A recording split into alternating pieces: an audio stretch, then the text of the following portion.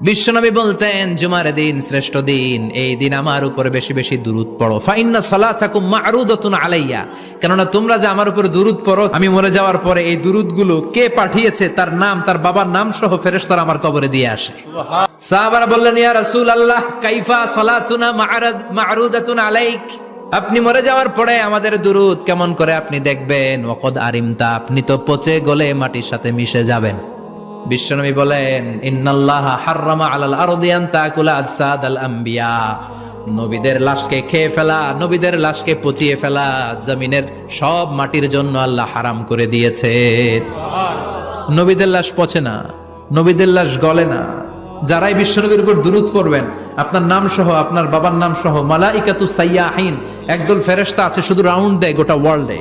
কারা বিশ্বনবীর উপর দুরূদ পড়েছে, এই দুরূদ নিয়ে, এই নাম নিয়ে বিশ্বনবীর কবরে তারা পৌঁছে দেয়। চিল্লায় পড়েন আল্লাহু আকবার।